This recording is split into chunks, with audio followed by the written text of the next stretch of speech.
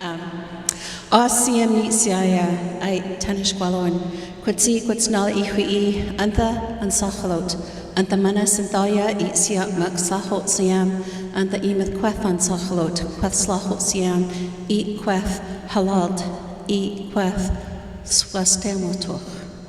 Hait sepka, meet sep quidwilum, eat chamathquium, eat swolmish, eat slewatata. So what I said to you in the very teeny tiny bit of my language, called Hunkameetnam or Downriver Hulkameelam, I said, my respected ones, the feelings I have inside are I feel really good to see you and to be with you here today. And in Coast Salish way, I introduced myself to you with my ancestral name. I carry the name Ansachalot. It was given to me by my grandmother when I was a much younger woman. And in Coast Salish way, I also shared with you a little bit about my family. And we do that for a number of reasons, but the most important is that it informs you, the audience, that I know who I am. I know where I come from. Therefore, I know what my responsibilities are as a Welmachta. 8 years ago, I became a grandmother for the first time, and we have 5 beautiful grandchildren.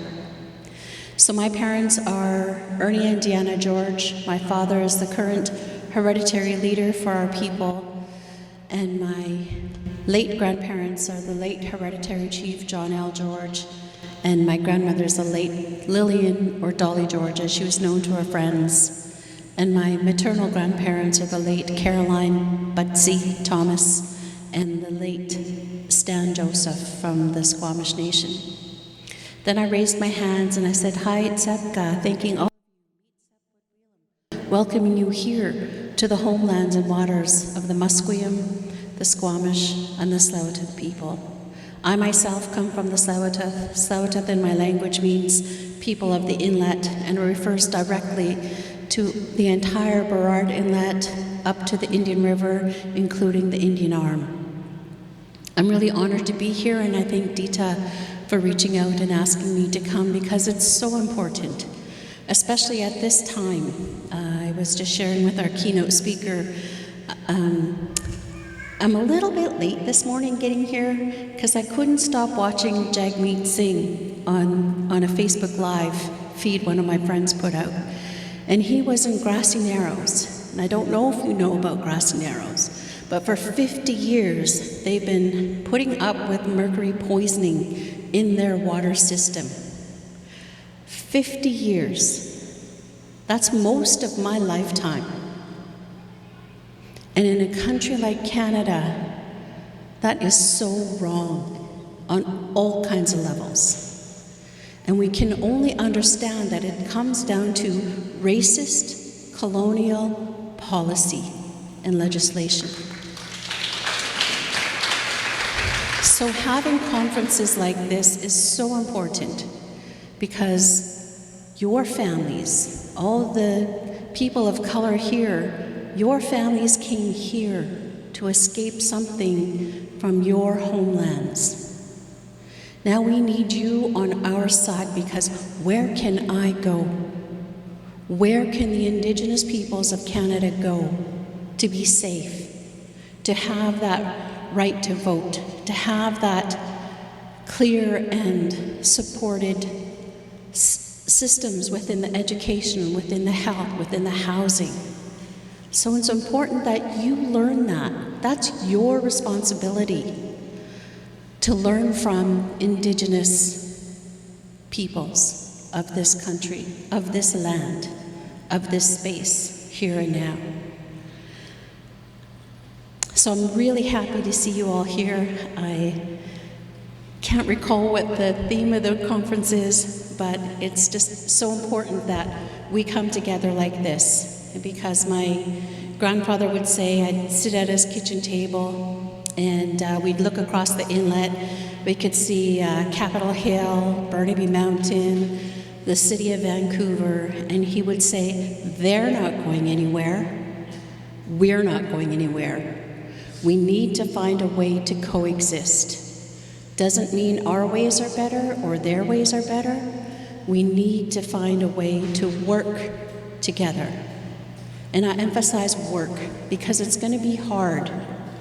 But if we do it together, it will make the generations that are following us make their lives a whole lot easier.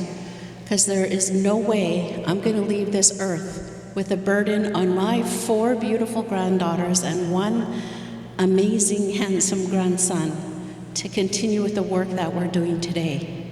So I wish you all the best in your conference today, and thank you all for asking me here. Hey, Elwish.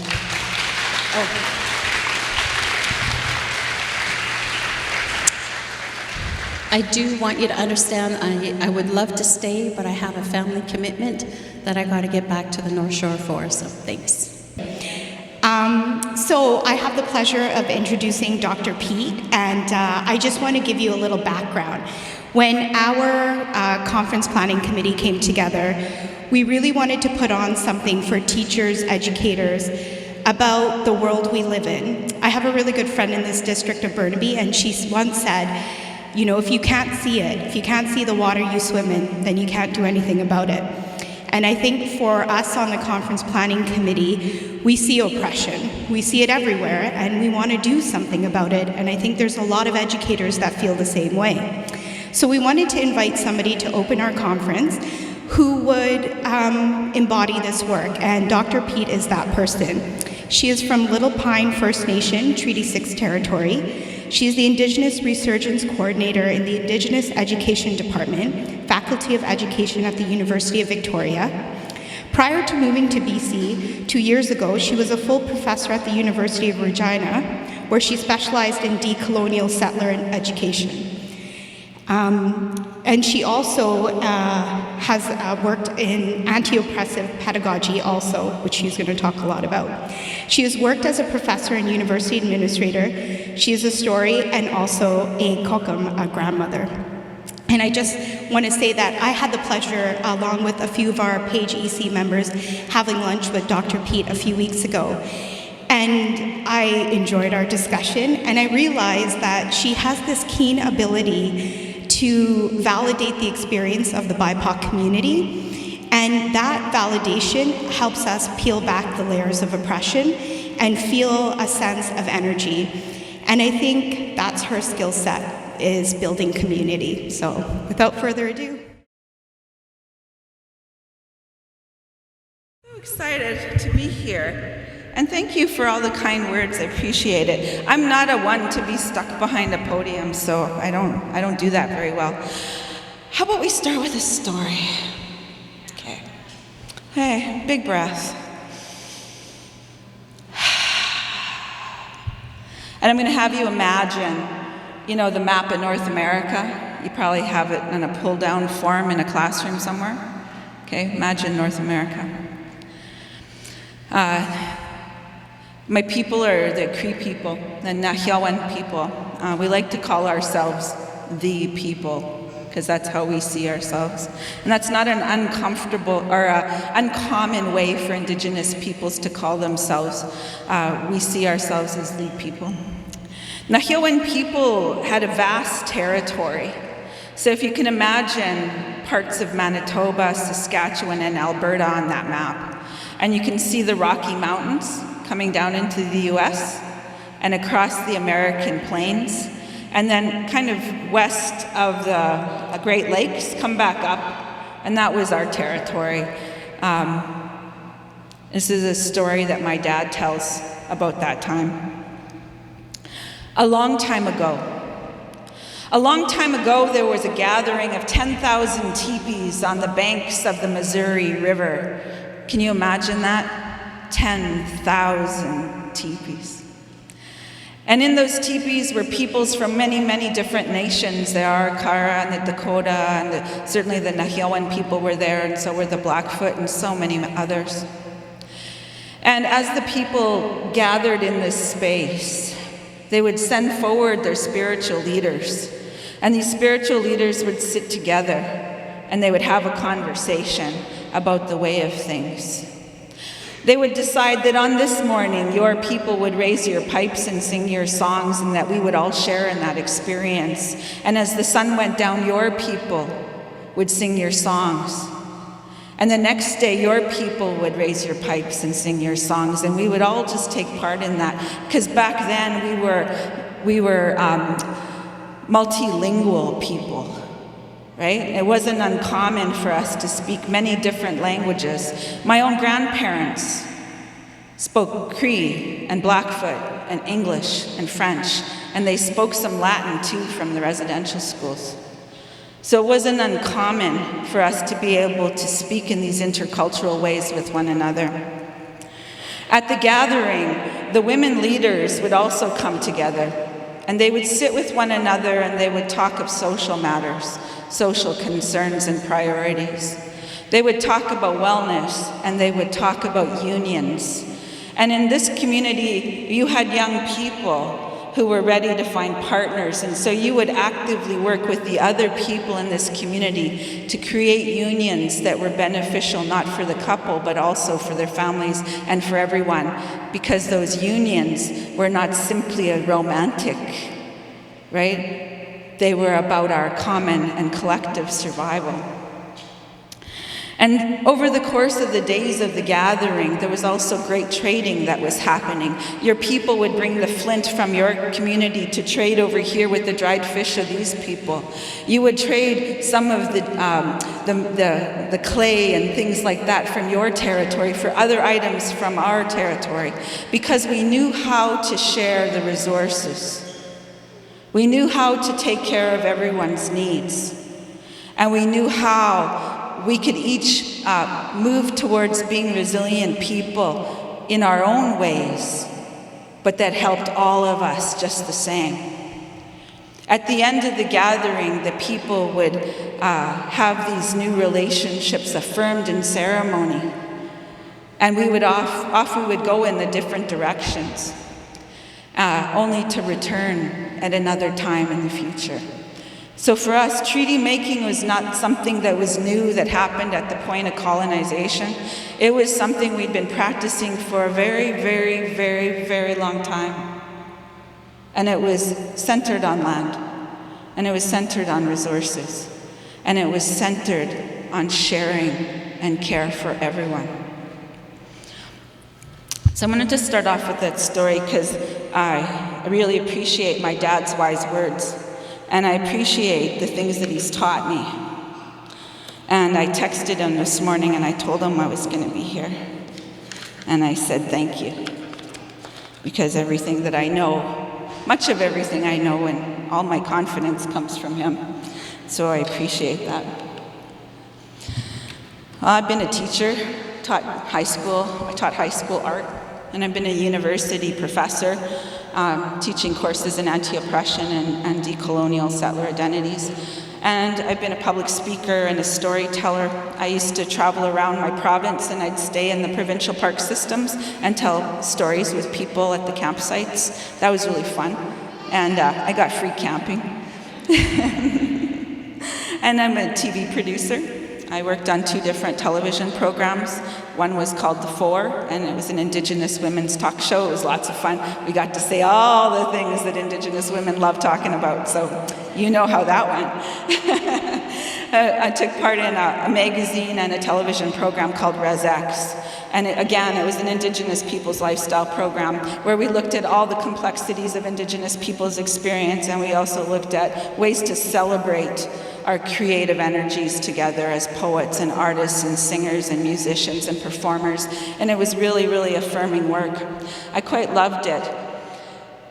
And currently I'm in this really cool job, right? Like, I'm the Indigenous Resurgence Coordinator.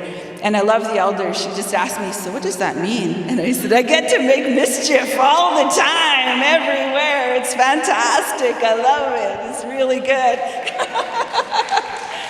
Because that work is about unlearning colonization. It's also about lifting Indigenous people up, and it's about joy, and it's about creativity, and it's affirming, and it's wonderful. It's like the best job ever. I was so glad I quit my professor's job. I tell you, sometimes you just gotta leave the institutions, you know what I mean? And make your participation in them in a new way. So I want to thank all the organizers and the young people that are here today that help support this event. I'm going to be using lots of different kinds of language today, and I use words in some specific ways because words are important. And I also recognize that language changes over time, so variously I call myself an Indian or a Native or I'm Aboriginal or I'm Indigenous or I'm Nahiawan, and all of those things have a purpose. So when I say Nia Nahiawan, I am Cree. You know, I am, it says something different than when I say I'm Indigenous. And it's important to know the distinctions between those two things. So they each have a different meaning depending on the context I'm in. Because when I'm with other Indian people, especially from back home, like we know, yeah, we're Indians, all right, right? And what are you? Well, I'm Cree and you're Dakota, and it's all good. But we don't like the use of that word from outsiders talking about us, that's for sure. So we push back on that one a little bit. But these are not the words that our ancestors used for each other. So back in the day, on the banks of the Missouri River, we had other words. And sometimes my people had words for others that made them uncomfortable because they had their own words for themselves, right? Because that's humanity. So naming conventions evolve, and often in relation to one another. We create us and them. We create these binaries between one another. And certainly in this territory, in this land that we're all sharing together, we've had a long history of creating me and you, right? And it's been a series of projects that have asserted who gets to be and who isn't fully Canadian, who isn't fully settler. So I'm going to use that word too, and I know it's problematic, and it's one of those words I never used to use. I used to be pretty clear, like I talk about white people, and I talk about people of color, but I'm starting to see it in more complicated terms these days, because for me, settler also includes people of color, and I know that doesn't sit with everyone, but it's where I'm settling today, because for me, people of color as settlers too continue to benefit from the marginalization of Indigenous people and their displacement from this land, right? And that has different kinds of responsibilities. And I know our histories. I know that for black slaves didn't have a choice in coming here, and refugees didn't have a choice in their circumstances, but y'all ended up here anyway, and you're planning on staying, right? And because you're planning on staying, you're a settler. And that's kind of where I've decided to start. And I know these views are partial, and I know they're probably likely to change because I'm ever changing too. So I wonder, how did we get this way? And what's the story we tell ourselves about Canadians? So I'm actually going to throw it back to you for a couple minutes. I want you to take it away and have that conversation. What's the story we tell ourselves about Canadians? So go there for a couple minutes. Thank you, folks. Got you moving and talking already. That's awesome. It's a question I often ask my students at the beginning of courses that I teach. And so the things that they tell me, and keep in mind, they're the products of our system of education, right? And they're really bright. They're really, really smart. And oftentimes they'll tell me what they understand as a Canadian identity as one of goodness, because we're better than the US, right? We're better than the Americans. You know that wearing your Canadian pin when you travel internationally is almost a safeguard, right? When you're traveling around, I think that myth still plays out. And so they talk about this Canadian goodness in a way that really masks the systems of oppression and violent dispossession of Indigenous people from the land. Because colonization evolved in a series of projects, I said that earlier, and the first was the elimination of Indigenous peoples through killing, starvation, diseases, and warfare. And this elimination reduces the assertion of sovereignty of Indigenous people to the very land from which they were displaced. And it allows for settlers to claim entitlements to these new empty lands. And that harkened back to that terra nullius idea, right? Wherever there is empty lands, Europeans can just occupy it and take it for their own. And so that's really highly problematic. I was watching, as I do, I kind of Netflix binge from time to time, and I was watching The Borgia. Does anyone else watch that show? Okay, it's okay to say that you do. Yeah, you and me. And there was this scene. And the scene is of the Pope, and he's walking down the hallway, you know, with his assistants on either side of them. And one of them's got he's got a manual of stuff. And he goes, okay. But like, you have to sign off on this thing, this doctrine of discovery that allows the Spaniards to kind of take over, and they can occupy any lands that they want. And he's like, yeah, okay. And then he goes to the bathroom or something, right? And I'm like, it mattered that little to him, that moment, right? That moment that cemented this God-granted right to conquer the lands that were discovered. And so this piece kind of like sticks with me, because this entitlement is not just based on like someone's individual opinion. It was actually a series of structures that allowed for occupation here. The second element of colonization is the replication of the colonial community by building towns and cities and defining social hierarchies and establishing rules and norms. Often those are race-based, right? Because they're kind of a mythical remembering of the good times from back there, right? And so they try to replicate that. And certainly here in Vancouver and Victoria in particular, we see lots of evidence of that. And the styles of buildings, churches, roadways, the naming conventions, all of that, just on the surface, that's where it starts, right? And the third is the altering of the narrative. I hear this with many of my undergraduate students who were taught the Bering Strait theory, right? And that theory is hugely problematic, right? Because there was very little evidence to prove it. But it allowed for, even back when it first emerged, it allowed for us to displace Indigenous peoples from their traditional territories.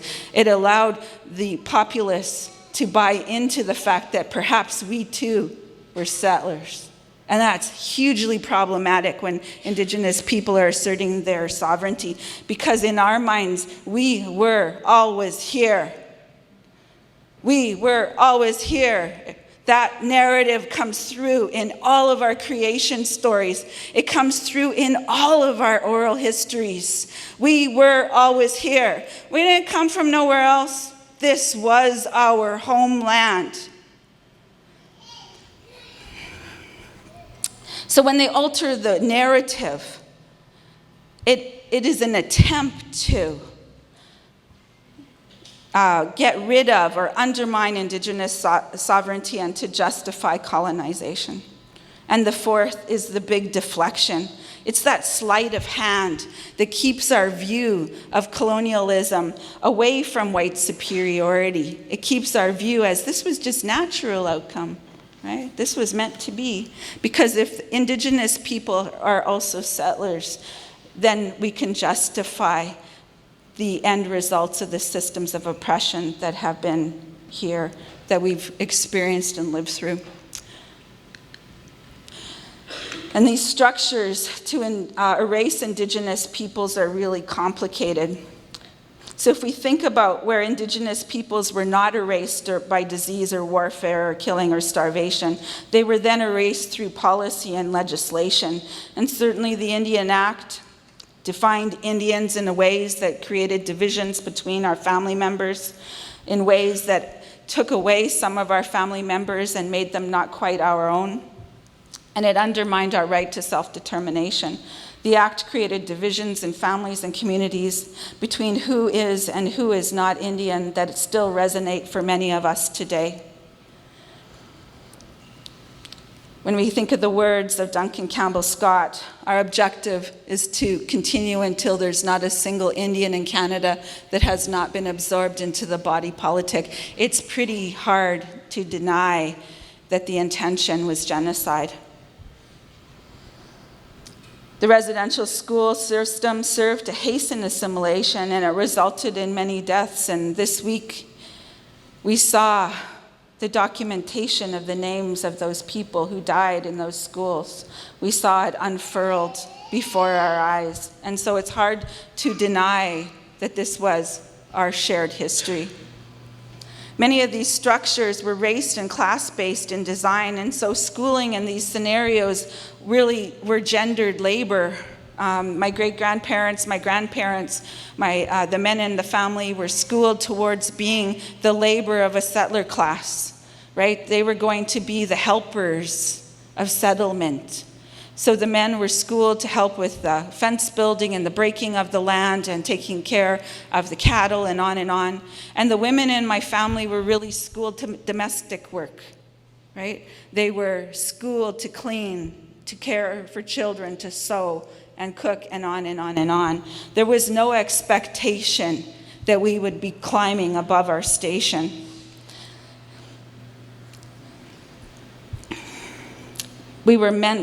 Our brown bodies were meant to prop up and enhance settler society in much the same way that other racialized people's bodies were used to enhance white society. So we're reminded here that the story of colonization is not just one of the stories of domination, but more importantly, it's a story of white superiority. And folks like to mask that, right? They confuse it by getting caught up in just looking at the negative things. And so what I do with my undergrad students is I actually have them look at both sides of the story. I have them look at the history of oppression of other racialized people.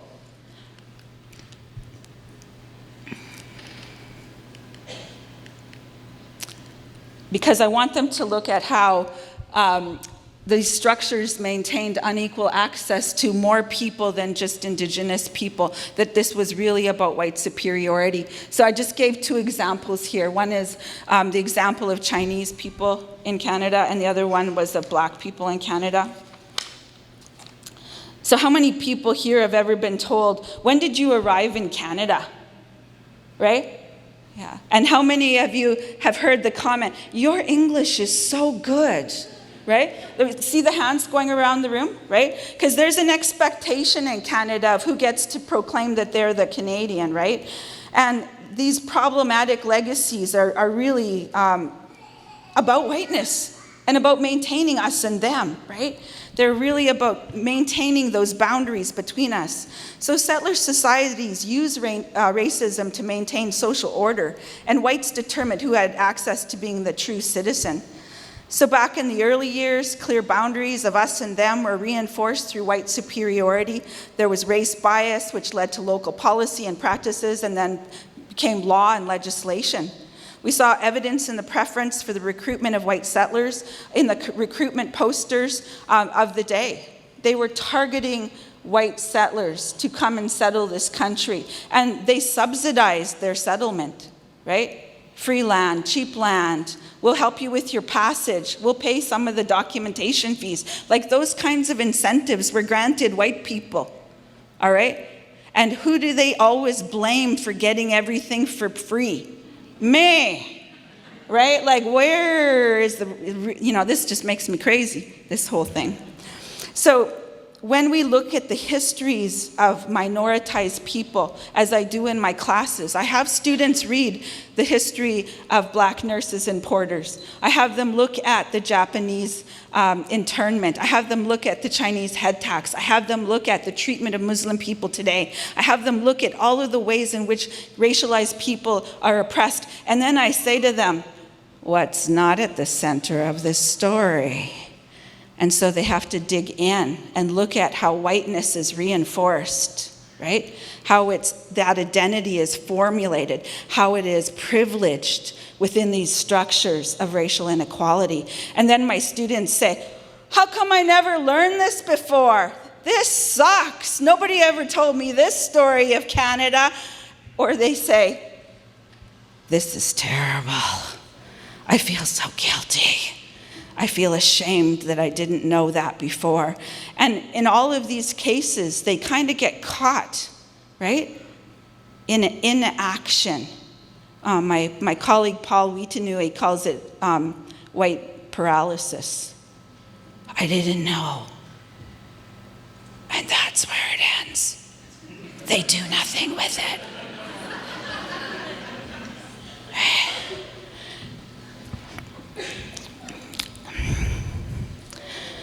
So what I see historically is that racialized people were not entitled to the same rate of pay for the same labor. They didn't have the right to vote or hold office, and that this right to work in professions like law or in education. Racialized minorities were not encouraged to take that. They were legally stopped in some cases from actually doing this. And there was a maintenance of a race-based neighborhoods, which were really closely reinforced. I have a student that I taught in September, and his family moved from the US into Oak Bay in Victoria. And when they purchased their house, part of the house package was some of the land titles documents. And clearly written at the bottom of one of the land titles documents, it stated, "This house will not be sold to Asians." Okay? These are still historical evidence of race-based neighborhood controls, right? And that's like one of the more physical evidence. But we all know for sure that in urban settings, there's also boundaries that are invisible, right? Places where you can go where you don't feel comfortable, where you tell people you should buy a house or not buy a house. All of those things are still in operation today, and they're hugely problematic. So the message that many people of color received early on was, you may immigrate here, but you may not fully proclaim a white settler identity. You may not proclaim a settler identity, sorry. These constructions of settler continue to transform even today. So you've been watching the election process, right? And did you hear when Jagmeet Singh was in Quebec, the comment of the older gentleman strolling on over? You might want to cut off your turban so that you can be seen as a real Canadian, right? The entitlement to state that, the entitlement to walk up to a national candidate and say that in his ear and expect it not to be taken as a violent threat. Like, seriously, just cut it off. I couldn't believe it. These are the moments where I should not be in public, let me tell you. And Jagmeet did a hell of a job. I would have just lost it on that fella, right? And they're afraid of us. Like, what? Oh, breathe. So who gets to tell the story or define the story of what it means to be Canadian? Well, there's 4 dimensions of colonization, and certainly it's about the land and resources and the economics and the material gain. It also requires a specific structure of ideology to proceed, which is called white supremacy. And it also is very violent. It's purposeful and strategically violent. Missing and murdered Indigenous women, residential schools, Duncan Campbell Scott's comments. And it's ongoing. This is what Cody Meeks says. And so when we have members of the dominant group saying things like, there's no history of colonialism in Canada at a G20 meeting, you know the Indigenous people's heads spun in Canada that day, right? Because we're like, what? Or more recently, in June, when Andrew Scheer said Canada's treatment of Indigenous women was not genocide. In both of these cases, this denial of the reality of ongoing colonialism is hugely problematic. So again, this is not just the story of the subjugation of Indigenous people, it's also about white superiority and the maintenance of it. So in relation to former Prime Minister, white superiority is also about a particular kind of narrative and masking the truth of ways to reinforce the natural entitlements of settler colonialism. And in the case of Scheer, defining the narrative is important to also reducing any claim to compensation or redress. Trudeau, yesterday, appeals the decision on the Canadian Human Rights Tribunal, which has stated for the past 10 years that the government has to provide redress and recourse for the systematic taking of Indigenous children from their homes and placing them in the child welfare system, where many of them experience great harms, including the violence of being taken away from their communities of origin. Appealing it and asking for compensation for the legal costs. Not such an uncommon strategy. Taking a look at the story shared this morning about Grassy Narrows, the ongoing necessity of us to educate and actively resist ongoing colonialism is the vast majority of our work today as Indigenous people. It takes up the most of our time. The second part of our time is taken up on settler decolonization actions, like offering anti-racism workshops and hand-holding when our white settler colleagues express their fragility, and then they expect us to make them feel better. I have such problem with that these days because nobody's holding my hand. You know, nobody said, I'll stand with you, right? Except for people of color. So in this case, in both of these cases, these men make the problem of Indigenous people themselves. People experiences that are individual and they're not social. Many students and colleagues also make this swing to innocence when they proclaim, this all happened a really long time ago, or they blame the victim, shifting the focus from how they as settlers continue to benefit from the deflection, how it masks their responsibilities. And it masks it under the code of nationalism, right? So when I ask my students, what is your identity? They'll often say, I'm just Canadian. And they are unwilling to critically examine their whiteness. They're unwilling to identify as settlers in many cases. And they are asserting a Canadian nationalism of goodness, right? Because that means they're blameless. So settler colonialism is a way of thinking about power and migration as well. And Patel, Lohman, and Barker say that settler colonialism in Canada developed in unique ways that are different from other forms of classical colonialism. Here it developed internally against an Indigenous population, captive within the boundaries of the state. Omi and Wynant, back in the day, they used to say that Indigenous people in Canada were involuntary minorities, and that other racialized minorities chose to come here even at the costs of racism, knowing that they'd experienced some of that, but it was still worth it to be here. And Wolf says settler colonialism has three main pillars. Invasion is a structure, not an event. Settlers come to stay, and settler colonialism succeeds when Indigenous people are eradicated and the new peoples, settler society, become naturalized, normalized, and unquestioned and unchallenged. Settlers become simply Canadian, and even with the racial hierarchies within that, right?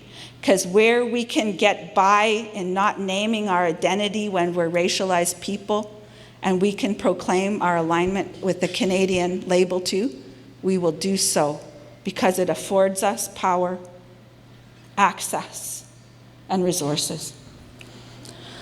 So in this way, settlers can distance themselves from the violence of colonization and refocus to moving to a more sanitized or whitewashed version of our collective past. We have inherited a Canadian narrative of peacemaking and treaty making. We're good people. We're better than the Americans, right? And all of those narratives tied up. And we do so as a way to overwrite the history of violence that we don't want to gaze at.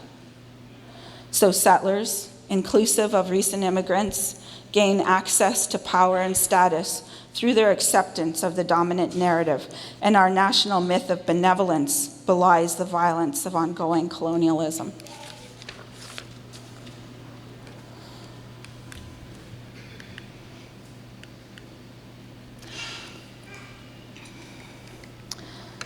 So these settler moves to innocence, to mask one's identity just under the national banner of Canadian. And I'm a good person, and that all happened a long time ago. Those are really systems that allow great distance between settler people and Indigenous people.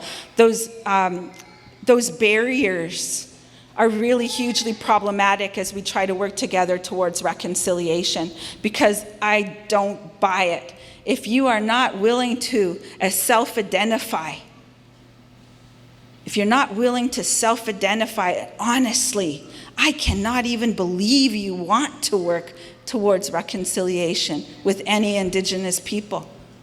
Because being good means inaction in this national narrative. It means hands off. Don't do anything. It means nodding your head and going, that's very bad, very, very bad. And then nothing, right? So,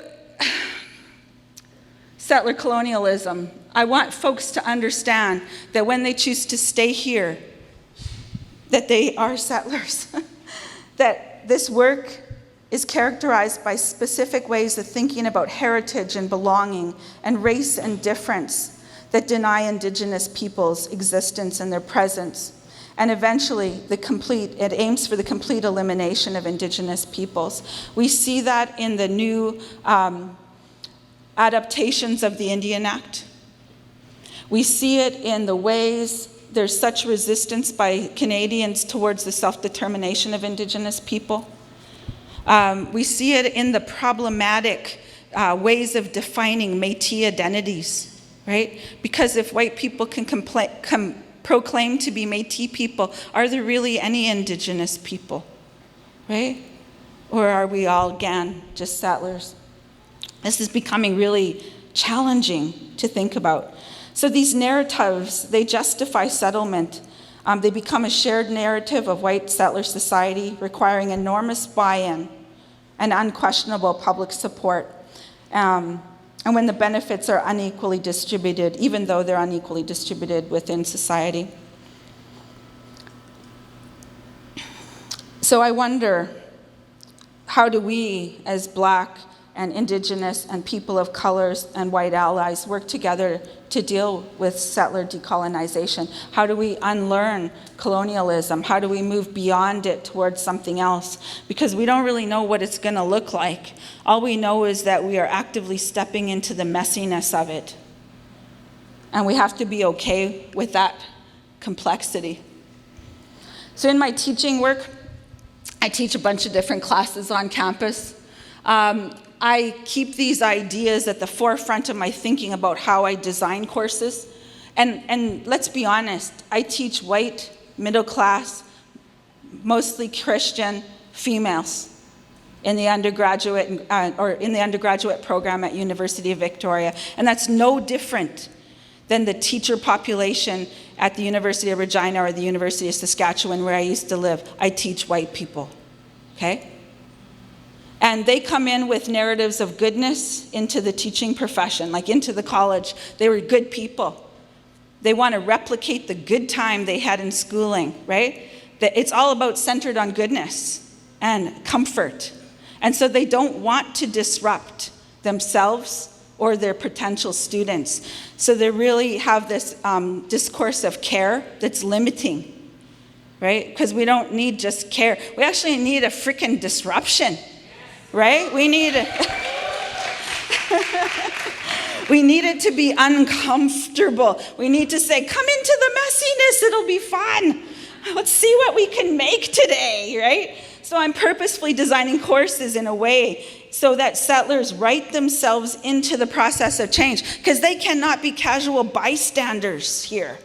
We can't wait for them to get comfortable. They won't, right? They're just going to continue to stand there and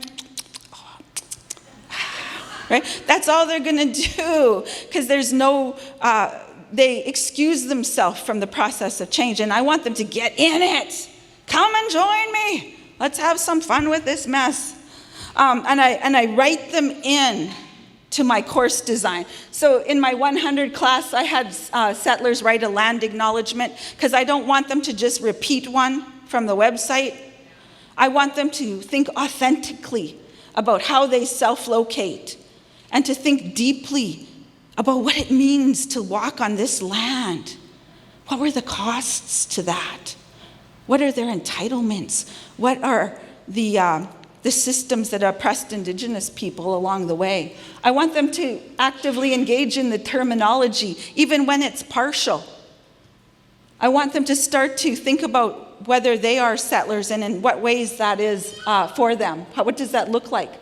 So I have them write a family decolonial story, okay? These are Ed 100 students. Some of them are 18. And I'm asking them to go home and talk to their family members and ask the following questions. Who were our ancestors who first arrived here? What motivated them to come here? What systems facilitated them getting here?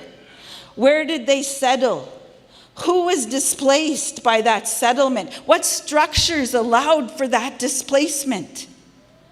And why is that story important to tell? So 83 papers came in the third week in September, right? 83, it was great, right? It was great. They weren't deep, mind you, but but there were some papers, and it was interesting to see how they retold their story for the first time oftentimes. I have them look at residential schooling experiences. I actually require my students to listen to the voices of survivors. And I talk to them about a wellness plan beforehand. I talk to them about listening respectfully and practicing deep listening to see where do things trigger for them. Does it trigger here or here? Do they well up with tears here? Do they feel frustrated or sorry, or are they sad? I want them to embody the experience of listening to survivors as a way of building their capacity to listen to other people of color and Indigenous people in real time, like face to face. Because my students are afraid. They're afraid of the emotional work that this requires. And I want for them, and what I see my role in as the Indigenous Resurgence Coordinator, is to help settlers build their stamina, that's what I say. Build their stamina for the ambiguity of this work. Because they're no good to me if they're just sitting there humming and hawing. I want them to step into it and engage with it and grow with it, because that will teach them so much. They will feel so much more ability to engage in difficult conversations. And they too will gain the skills of using the language. So while many of my students in the faculty come to my classrooms and they say, I think my job is to teach culture to Indian children, I kid you not. I've taught like 40-some courses of undergraduate students who think that their identity and experience allows them to step into our classrooms and teach brown children their culture. What? What have they learned along the way? Like, this is absurd, because it keeps them in the position of knower, right? It allows them to draft and to replicate a particular kind of narrative for brown people, right? And it doesn't look at white superiority and how it operates. So I offer them instead a pedagogy towards decolonization. And so students in my courses are more conscious of their white settler identities and how they were formed and are sustained. And they begin to understand the role that racism plays in sustaining whiteness, white superiority. They begin to name whiteness as a norm in education and schooling, and they start to identify it in the courses they're taking, in the curriculum materials they're examining, in their assumptions about voice and leadership and goodness, right? They begin to learn about their responsibilities toward people of color and Indigenous colleagues, who we know often are responsible for all kinds of double work. Being the racism expert, being the cultural expert, talking to other brown families and brown parents. And at the same time, our racialized bodies and voices are judged and regulated by whiteness, right? Too often we're called angry or aggressive or loud, or maybe our way of dress is too much, not professional. Do you hear that? Yes, and how unfair that is for us not to live our full richness, right? And to bring that richness into those public settings of the school for other people of color to see that we can do so and we must do so if anything's going to be changing. So we're not always quite right, even when we're speaking clearly, even when we're code switching to rephrase things in our mind before they come out of our mouth so that we don't freak out whiteness. All that work, that's a whole bunch of labor, right? It's the extra hours of thought processes that are going on up here so I don't offend most of the people because I still need them as allies, right? That's labor that we don't even talk about. And at the same time, we are seen as perhaps halting in our speech or overly emotional in our speech. Go figure. So within these colonial constructions of our brown and black bodies in education, we're always not quite speaking clearly, dressed appropriately, demonstrating leadership skills, and all of this lack of conformity to these norms means that we're often overlooked for promotion, right?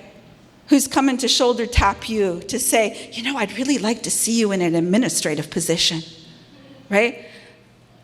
And so we see certain kinds of leaders getting promoted, certain types of leadership styles being promoted, and that's problematic. In the students' experiences in their practicums, my dear one's here, yay, Megan's here. I'm going to just talk to you for a moment because you're in the midst of it. The hard part is some of your colleagues who are really well-meaning are going to see you, right? And they're going to say, Megan, you're such a good teacher. But we don't talk about racism while we're here, so you need to tone it down a little bit. And maybe you should talk to the person of color, and they can do that work, right? And so our profession takes up these narratives too, and we don't get to talk about that except in spaces like this on a Saturday. And that's good. And it kind of feels like we're being bad, right? Yeah! Yeah. Yay, us for being bad on Saturday.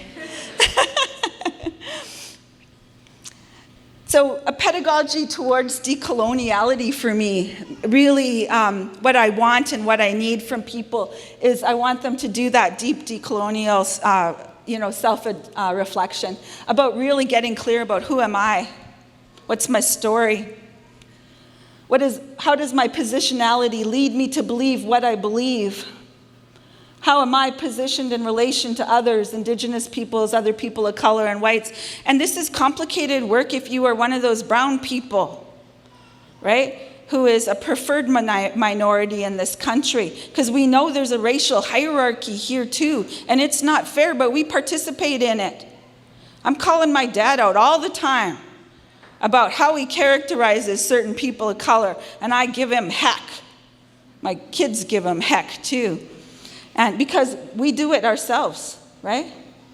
We don't want to be at the bottom. So let's step on Indigenous people and we'll be up here, right?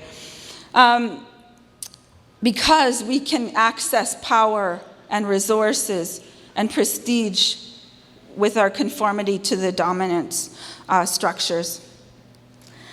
So I want to share with you about the institutional self-studies. How do we know what's worth teaching is a conversation I would like schools to have at the beginning of the year during their fall retreat. I'd love that one. How do teachers regard the ways that Western-centered capitalist and racist beliefs and values and norms or practices are perpetuated or disrupted? There's a big question for October, right?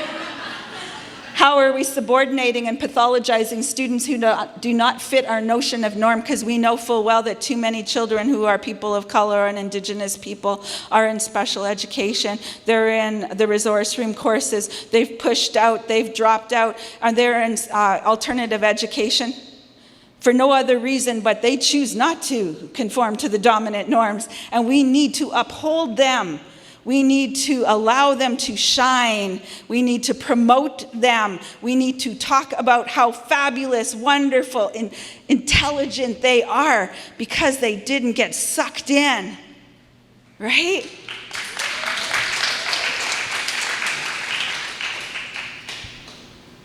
Where do we fall back on the discourses of cultural inclusion instead of doing the harder work of decolonization? And it's easy to do that, right? Well, we just want all people to belong here, right? I was new in my faculty, and what I was hearing in my own faculty was something quite disturbing, because my colleagues would say things like, everyone really belongs here in this faculty, and I'm saying, that's really easy in a white monoculture, right? That's really easy when you're all white middle class. Have you asked the brown and black people and the indigenous people how they're feeling and whether they belong? Because I suspect they'd have a very different story. So how can we create conditions for working together in intercultural ways that acknowledges this troubling or discomforting work, because it's really, really, really busy? I want to tell you about the story of Ben. Ben is my friend's son, and Ben was 7 years old, and he was playing with his Tonka trucks at home with his mom. And he looks up and he says to his mom, who's also a graduate student, "Mom, if reconciliation and decolonization means giving back the land, do indigenous people want us to go someplace?" And Jackie laughed and she said, "That's a really important question, Ben. What would you like to do with it?" And he says, "I think I gotta call Shauneen." So he got his mom's phone and he dialed me up and he goes, "Shauneen, it's Ben. I have a question for you, but I don't know whether it's a tobacco question." Okay, so back home, you offer a gift of tobacco when you want some information or some knowledge, right? And so I said, "Well, what's the question, Ben?" And Ben said, "Well, if reconciliation and decolonization means giving back the land to indigenous people, where do you want me to go?" I said, "Oh boy, that's a big question. Why don't you come for tea?" So Jackie drove Ben over to my house, and he had his backpack with him, and he walked into my house and he put it down very seriously. And he said, "Would you like me to offer you tobacco?" And I said, "No, it's okay, Ben. Grab a seat at the table." So Ben and I sat down over a cup of tea and some hot chocolate, and he asked me the question. And I said, "I think it's a bit impractical, Ben, because I've already fallen in love with you." Right? Like your family. Your mom used to take my breast milk back home for the daycare worker, right? Like we're that connected. And so Ben said, "I see. So how can we be better in this relationship together?" Arthur Manuel talks about how indigenous people currently have like 0.2% of the land. So when I'm listening to our politicians talk, I wonder, how do settlers rationalize their desire for even more of the land?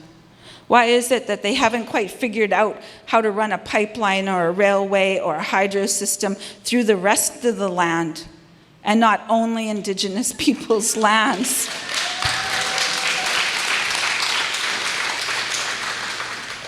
So Ben and I had that conversation too. And he had some creative suggestions, and I suggested he write an email to his MLA. And because this work is ongoing and it's for everyone. And you know what, kids? The kids that we teach, the young people that we teach, they know right and wrong. Right? They know right and wrong. They will act on it. The only people who are dragging their heels are those who are currently privileged by the system. Right? The ones who don't move to inaction because they don't want to risk anything. And really, the only thing they're risking is social connection, like belonging, right? A belonging to inaction. How can that be any good? I don't get it. So, like for me, decolonization is about resistance, certainly, but it's also about resurgence. And I think it's in those actions when we get to be with young people where resurgence is possible. Because if we listen to them, they will show us the way to make things a lot better. And they're doing it already because they're singing songs differently, they're writing poetry, they're doing art installations. Through their creative energies, they are already changing the world because they give up their Saturday to be here with us today, and I'm really thankful for you. Right? I'm so thankful for you. Because in these moments, we choose critical interculturality towards reconciliation. And Reyes says, a pedagogy of decoloniality cannot coddle what must be shaken. This is tough work. It's about resisting, remembering, reminding, restoring, reframing, visioning, reimagining, restoring, repairing towards reconciliation, and it's about recentering Indigenous ways of knowing. And my two colleagues, Perba Illich and Fran Martin, Fatima Perbelich and Fran Martin. We write about interculturality as it begins with recentering Indigenous ways of knowing. It names and corrects the colonial institutional structures, racism, white dominance, and erasures. It shifts our view towards reforming settler knowing and doing, and it's unsettling notions of care and goodness in the teaching profession, and it's laden with colorblindness and fear of taking up difficult knowledges, and we're trying to do things in a really different way. And did you notice that recentering Indigenous ways of knowing are right here in both of them? So I wonder, what would it look like to return to those old days on the banks of the Missouri River, where we were multilingual people, intercultural people, working together to redefine the ways of being in that temporary encampment? When we made priorities not only for myself and ourselves, but for all of us, the collective. I wonder what it would look like for us to meet in those spaces. And I know that it would require humility. We'd have to say, hey, I don't know. I'm just learning.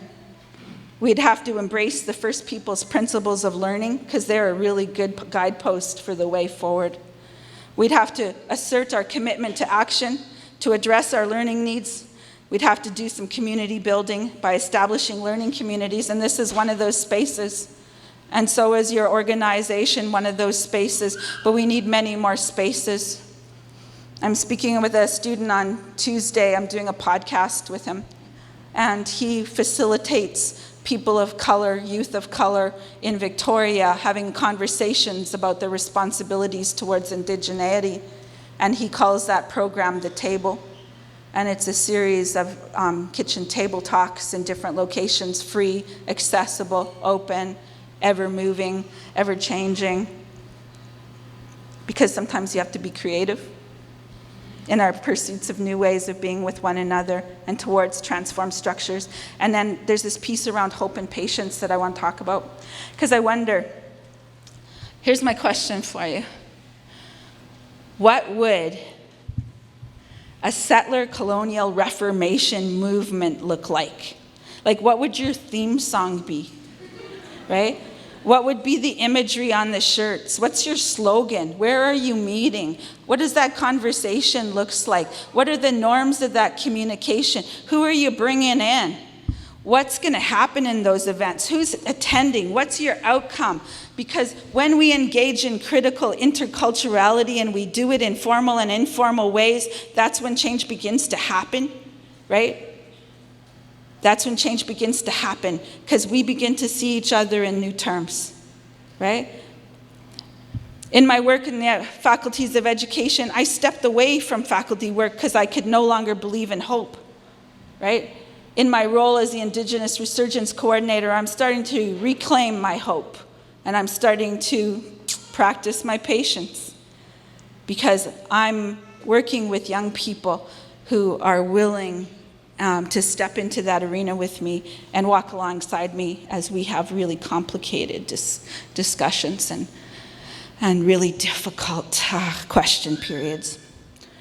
So only when I see direct action on the part of settler educators to practice a pedagogy of decoloniality can I even dare to hold on to the hope that reconciliation is possible. But your willingness to unlearn colonialism today and be so obvious about it, for goodness sakes, it's on your shirt, it really starts to give me some hope again. So I wish you all the best in your day. I wish your needs are met, and I hope you're filled up by this opportunity to enter into these conversations together. And thank you all, and the organizing committee. Thank you all for the young people and the prayers of the elder earlier today. I wish you nothing but goodness today. All the best to you.